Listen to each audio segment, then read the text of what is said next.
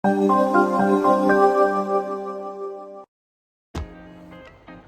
semuanya, perkenalkan nama saya Mega Permata dari Universitas Siber Asia.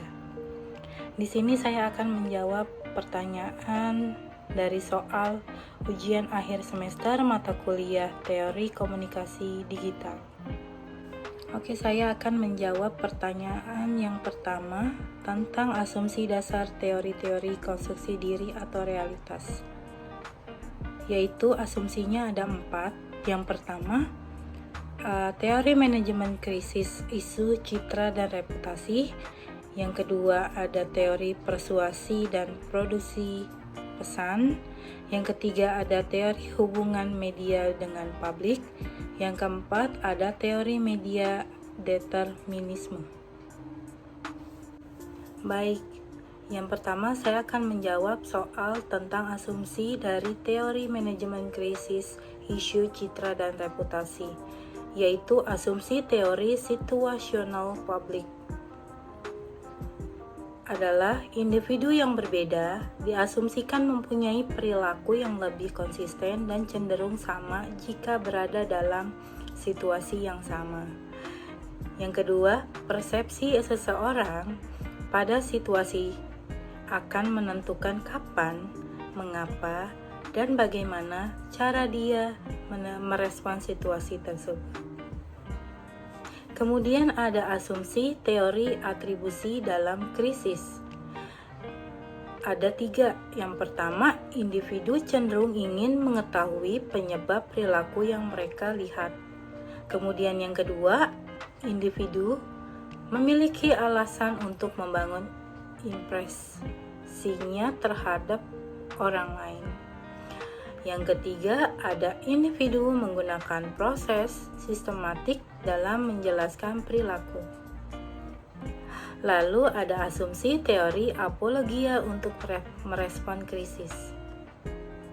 Ketika individu atau sebuah organisasi mengalami krisis, maka mereka akan berupaya untuk menjaga dan melindungi citra baik dengan merespon krisis secara terbuka.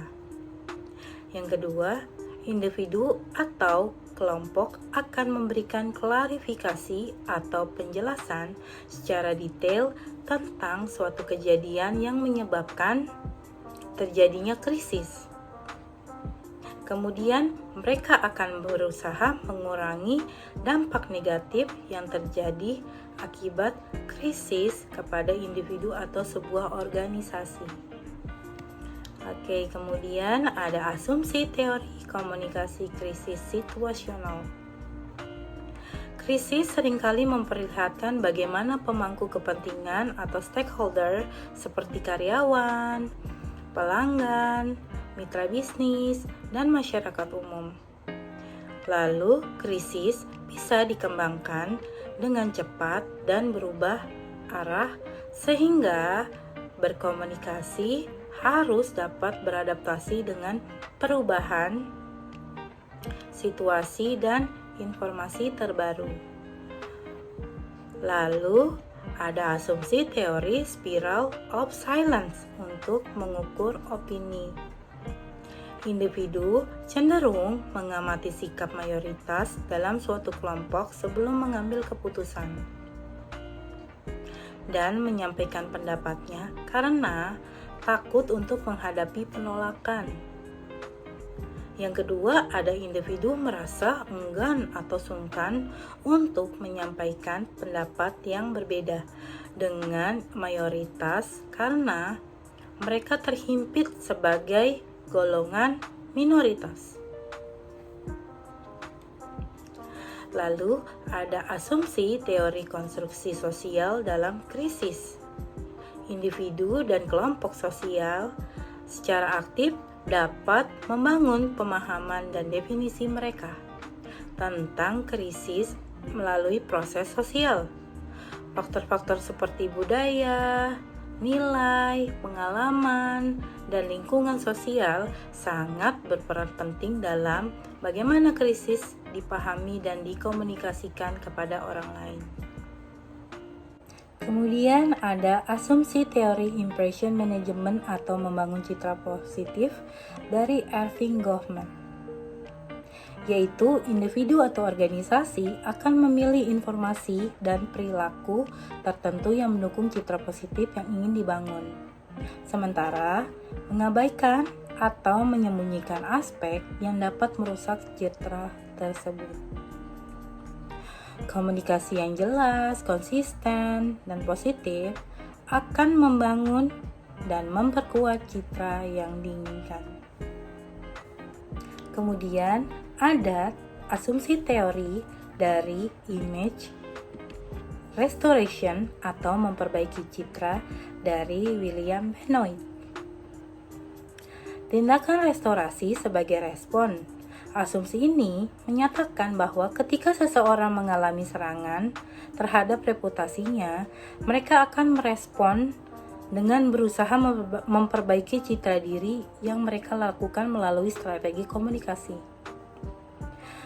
Reputasi adalah penting untuk dijaga karena teori ini berasumsi bahwa individu peduli dengan citra atau reputasi mereka di mata orang lain.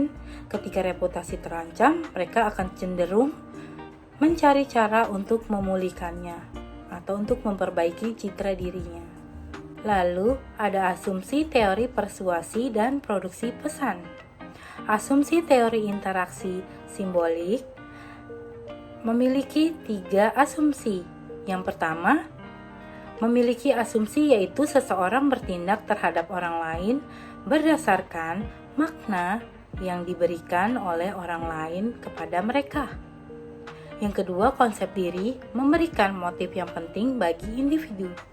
Yang ketiga, orang dan kelompok dipengaruhi oleh proses budaya dan sosial. Lalu ada asumsi teori disonansi kognitif. Manusia memiliki hasrat akan adanya konsistensi pada keyakinan, sikap, dan perilaku.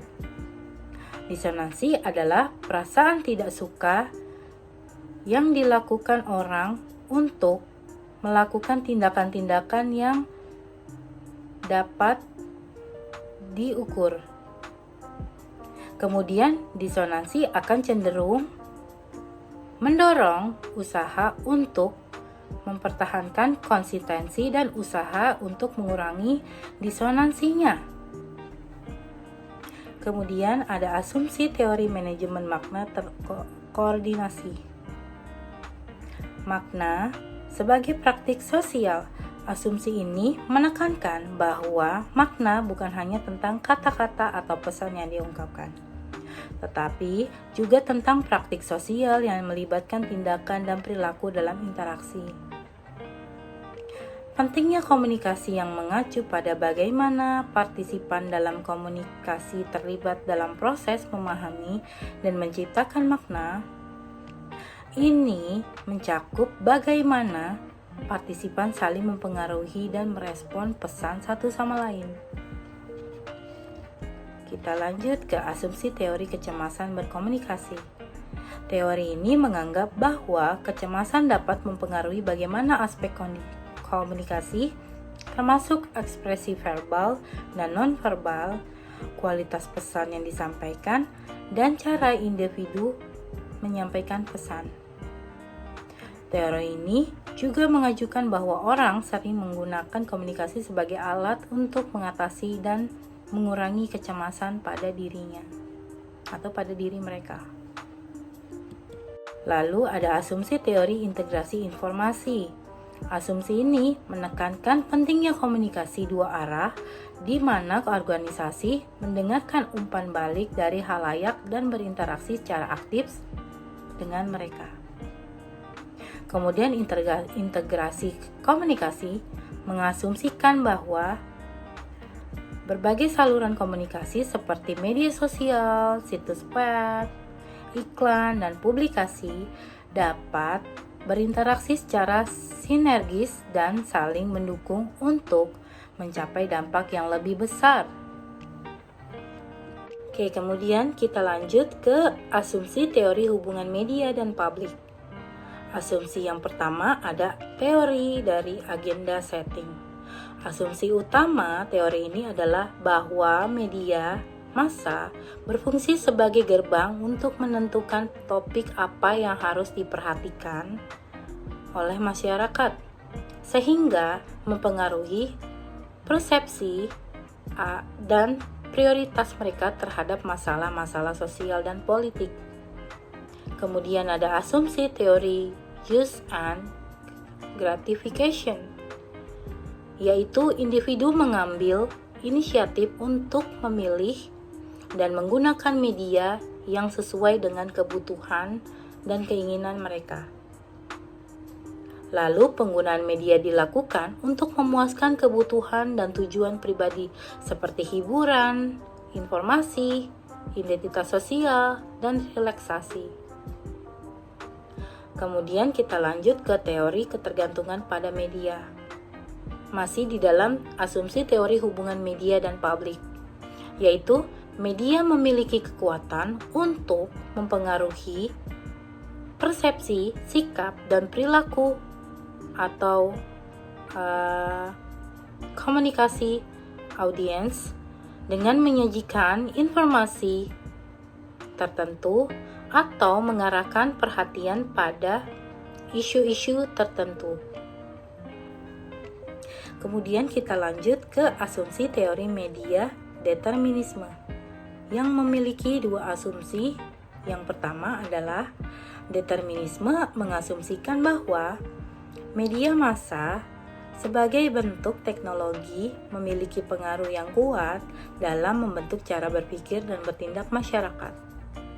Media dianggap sebagai faktor utama yang menentukan bagaimana masyarakat berinteraksi dan beradaptasi dengan dunia sekitar. Yang kedua, teori media determinisme cenderung mengurangi peran dan kebebasan individu dalam mengambil keputusan dan membentuk pandangan mereka. Oke, kemudian kita lanjut ke contoh kasus menggunakan teori dari image restoration atau memperbaiki citra. Contoh kasus di sini adalah tentang seorang anak pegawai Dirjen Pajak yang menggunakan kendaraan dan barang mewah saat berkelahi dengan temannya, yang mengakibatkan Menteri Keuangan Ibu Sri Mulyani buka suara dan memeriksa sejumlah kekayaan orang tuanya yang dicurigai adanya tindak korupsi uang pajak. Dari peristiwa tersebut kemudian berimbas kepada pegawai kantor pajak lainnya yang harus diperiksa. Lalu dari contoh kasus ini berimbas juga kepada berkurangnya kepercayaan dan kekecewaan masyarakat terhadap kantor pajak karena image atau citra yang sudah dibangun tentang kantor pajak yang bertugas untuk melayani dan mengelola keuangan negara ternyata digunakan untuk kepentingan pribadi dari salah satu atau sebagian orang yang bekerja di kantor pajak tersebut. Lalu hal yang dilakukan adalah orang tua dari pelaku kasus tersebut lakukan klarifikasi untuk memperbaiki citra diri, keluarga, dan nama perusahaan. Kemudian, saya akan menjawab pertanyaan soal nomor 2 tentang teori komunikasi dalam kajian media dan halayak, yaitu ada 3. Yang pertama, teori agenda setting. Yang kedua, teori use gratification. Yang ketiga, teori ketergantungan pada media. Oke, kita akan bahas yang pertama tentang teori agenda setting. Teori agenda setting adalah teori komunikasi massa yang menyatakan bahwa media massa memiliki kemampuan untuk mempengaruhi perhatian dan prioritas masyarakat terhadap isu-isu tertentu. Teori ini pertama kali diusulkan oleh Maxwell Malcolm dan Donald Shaw pada tahun 1972. Prinsip utama dalam teori ini adalah bahwa media massa tidak hanya memberitahu masyarakat tentang apa yang terjadi, tetapi juga menentukan topik mana yang menjadi perhatian utama masyarakat melalui pemberitaan yang berulang dan menekankan pada isu-isu tertentu. Contohnya seperti ketika terjadi bencana alam, media massa seringkali memberikan liputan yang luas tentang peristiwa tersebut. Dengan memberikan liputan yang intens, media dapat mempengaruhi agenda setting dan mengarahkan perhatian masyarakat pada bantuan kemanusiaan, dukungan korban, dan upaya pemulihan. Teori ini bersumber dari wikipedia.com. Lalu kita bahas yang kedua, ada teori use and gratification, yaitu teori komunikasi massa yang menekankan peran aktif individu dalam menggunakan media dan mencari kepuasan dari penggunaan tersebut. Pencetus teori ini adalah J.G. Blumler, Elihu Katz, dan Michael Gurevich. Teori ini menyatakan bahwa orang menggunakan media massa secara sadar dan selektif untuk mempengaruhi kebutuhan, keinginan, dan tujuan mereka. Teori ini berasumsi bahwa individu mengambil inisiatif dan aktif dalam memilih dan menggunakan media massa sesuai dengan kebutuhan dan keinginan pribadi mereka. Contohnya, seperti ketika seseorang ingin membaca berita dan ingin tetap update dengan peristiwa terkini dan mengikuti perkembangan dunia, akan mencari berita melalui media cetak dan daring untuk mempengaruhi kebutuhan informasinya. Teori ini bersumber dari kompas.com. Kemudian yang ketiga, ada teori ketergantungan media. Teori ini pertama kali dicetuskan oleh dua tokoh, yaitu Sandra Ball Rockach and Melvin DeFleur. Teori ketergantungan media ini merupakan teori komunikasi yang mengemukakan bahwa individu dan masyarakat secara aktif dan pasif bergantung pada media untuk mendapatkan informasi dan membentuk pandangan dunia mereka. Teori ini menyatakan bahwa media massa memiliki peran krusial dalam membentuk persepsi, pengetahuan, dan sikap masyarakat terhadap berbagai isu dan topik. Ada 5 jenis pengaruh kognitif menurut Sandra Ball Rockach dan Melvin DeFleur sebagai berikut. Yang pertama ada resolusi terhadap situasi lingkungan yang tidak jelas atau ambigu. Yang kedua, ada pembentukan sikap. Yang ketiga, ada fungsi agenda setting. Yang keempat, ada memperluas sejumlah keyakinan. Yang kelima, ada menyangkut nilai. Contohnya adalah di era digital, banyak orang bergantung pada portal berita daring dan media sosial untuk memperoleh informasi sehari-hari. Ketergantungan ini bisa membuat seseorang lebih dipengaruhi oleh sudut pandang dan konten yang disajikan oleh platform tersebut. Oke, kemudian saya akan menjawab pertanyaan nomor 2 tentang teori komunikasi dalam tradisi krisis. Teori ini ada 4, yaitu teori atribusi dalam krisis, teori apologia dalam krisis, teori komunikasi kritis situasional, dan teori konstruksi sosial dalam kritis. Yang pertama ada teori atribusi dalam krisis. Teori ini adalah teori psikologi sosial yang berfokus pada cara individu menjelaskan perilaku mereka sendiri dan orang lain.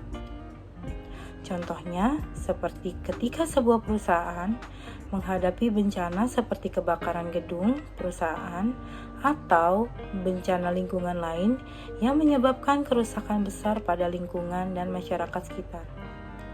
Di tengah krisis tersebut, masyarakat dan media akan mencari tahu penyebab bencana dan mengevaluasi siapa yang bertanggung jawab atas kejadian tersebut. Kemudian ada teori apologia dalam kritis. Teori ini adalah teori komunikasi yang berfokus pada cara organisasi atau individu merespon krisis dengan mengakui kesalahan, meminta maaf, dan menyampaikan upaya perbaikan atau tindakan korektif. Tujuan dari teori ini adalah untuk meminimalisir dampak negatif dari krisis dan membangun kembali reputasi atau citra yang terganggu. Contohnya, seperti jika sebuah perusahaan menghadapi skandal terkait kualitas produk, mereka dapat menggunakan teori apologia atau teori maaf ini sebagai penyampaian permintaan maaf publik, mengakui kesalahan dalam proses produksi, dan menunjukkan langkah-langkah yang diambil untuk meningkatkan kualitas dan keamanan produk mereka. Yang ketiga, ada teori komunikasi kritis situasional. Teori ini dalam krisis berfokus pada bagaimana komunikasi dan situasi dapat dibentuk pandangan dan tanggapan masyarakat terhadap krisis tersebut. Contohnya, ketika terjadi bencana alam seperti gempa bumi atau tsunami, media massa dan pihak-pihak terkait akan memainkan peran kunci dalam merancang narasi, framing, dan representasi tentang krisis tersebut. Melalui cara komunikasi ini, persepsi masyarakat tentang penyebab krisis, respon pemerintah, atau tanggapan masyarakat terhadap bantuan akan dipengaruhi dan dibentuk pandangan yang berbeda-beda. Oke, kita bahas yang terakhir, ada teori konstruksi dalam kritis.